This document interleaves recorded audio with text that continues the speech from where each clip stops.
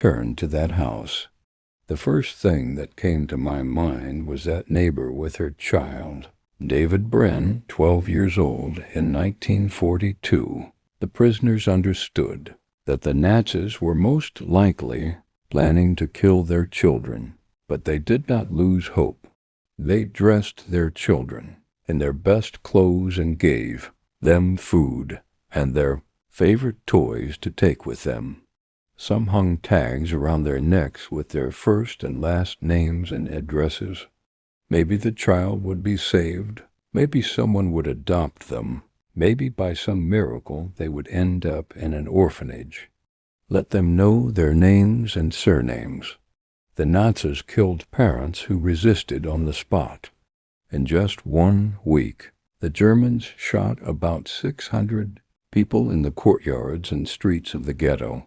During those days in Wadg, deathly silence alternated with inhuman howls, screams, and moans.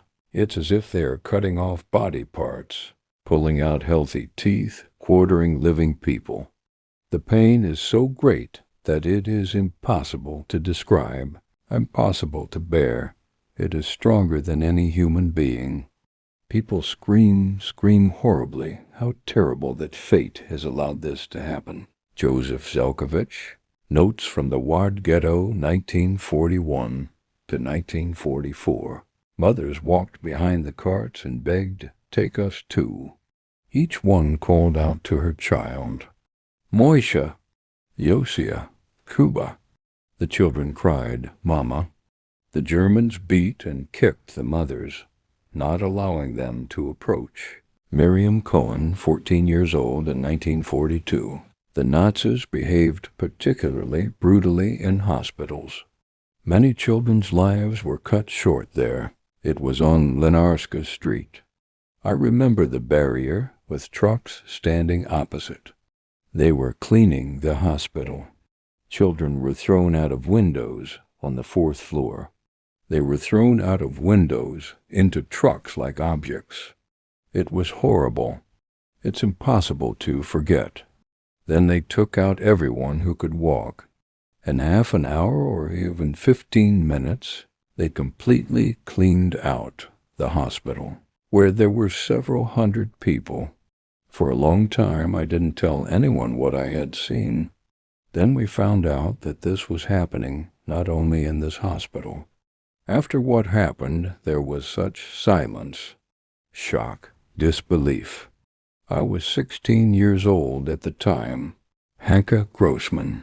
I will never forget the cry of one mother. I saw her from the window. She had hidden her child. When the Germans left, the child jumped out of hiding and ran into the yard. They caught him. This woman screamed like an animal being slaughtered. She screamed all night long. Miriam Cohen, 14 years old in 1942. According to historians' estimates, in 1 week the Nazis cleansed the ghetto of 15 to 20,000 unproductive units. The SS took away not only children under the age of 10, but also older ones. Due to hunger and disease, teenagers did not look their age, so they were also ordered to get into the cart and taken to a place from which there was no return. This also applied to adults. People in their 40s and 50s were mistaken for old people. The deportation order applied to people over 65. There are known cases when parents decided that death was the best way out of this monstrous situation.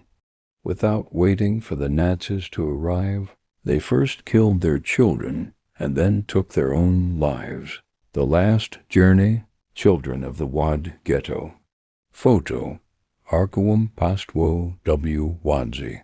Over the course of a week, the Nazis transported thousands of girls, boys, and elderly people to so-called filtration points where they formed large groups of children and old people. Eyewitnesses who survived the war recalled that not all the children cried.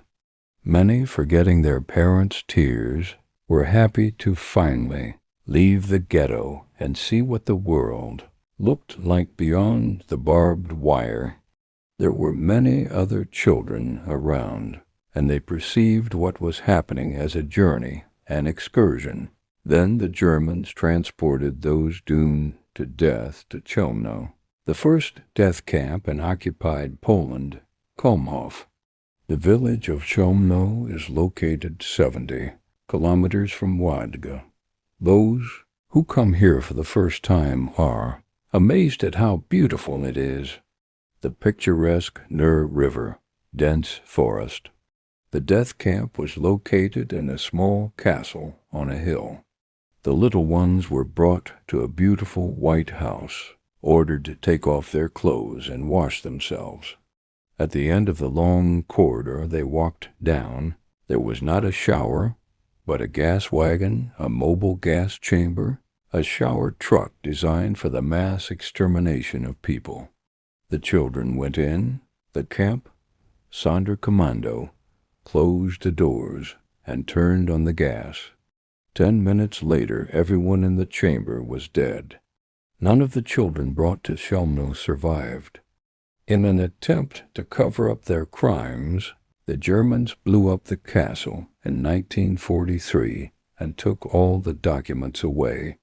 Today, there is a museum on the site of the death camp. Its employees say that almost nothing remains of the thousands of murdered children. In June 1942, the Nazis stopped burying the victims in mass graves and began burning their bodies in crematoria ovens.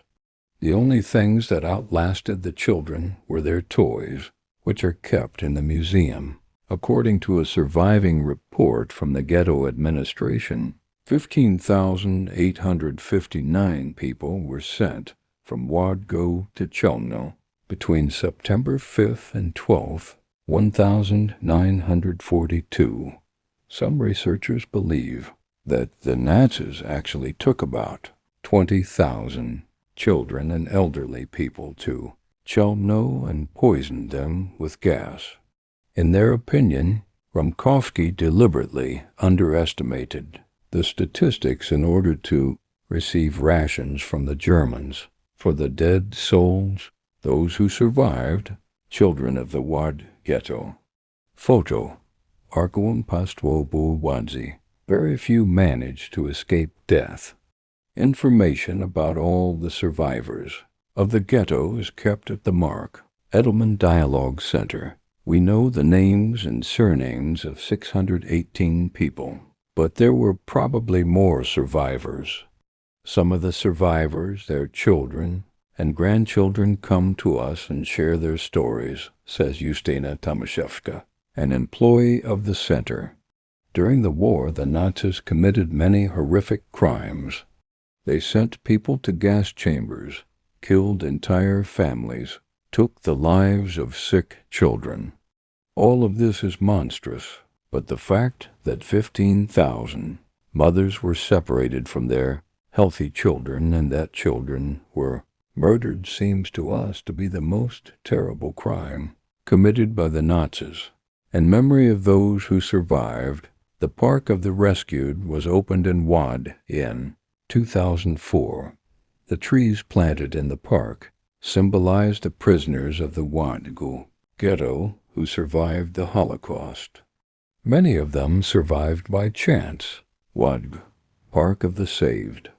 Photo: Archive of the M. Edelman Center for Dialogue. When the Germans approached our house in September 1942, my mother said that we would not wait for them to arrive and take us away. My parents decided that we would have our last family dinner together. There were potatoes, 2 cucumbers, beets, and radishes on the table. We ate it all. Then, instead of leaving, Dad and Mom laid down in bed. Dad picked up a book, and my brother and I sat on the floor with our backpacks. We waited.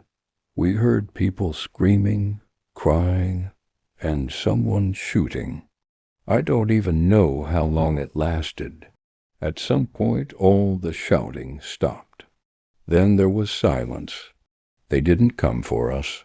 Chaim Koznetsky, 14 years old in 1942. Mom was 42 and Dad was 51 or 52. They looked very old, and they were both taken away. I was 13. They asked me how old I was and left me in the yard. My parents were the last to get into the truck. I looked at the Nazi with the dog and the machine gun. When he turned away and wasn't looking at the truck, I ran up and quickly pulled my parents out. It took 30 seconds because they were at the edge of the truck. If they had been further inside, I wouldn't have been able to do anything. I led them into the courtyard. Human behavior in such a situation cannot be analyzed. In my mind, there was only a feeling of kinship with my father and mother, a burning desire to save them, which drove me on. Ali Buzin, 13 years old in 1942. Not all of the children who escaped death in the gas chambers of Chelmno in 1942 survived the war. When the Nazis took children and elderly people from the ghetto, Avraham Kroplovich was 12 years old. He managed to escape death then. Experiencing all the horrors of the ghetto, the young poet wrote a poem called Dream, in which he described how he saw his future. The child's dreams were not destined to come true. 9 months before the end of the war, the Nazis killed him in the Auschwitz concentration camp.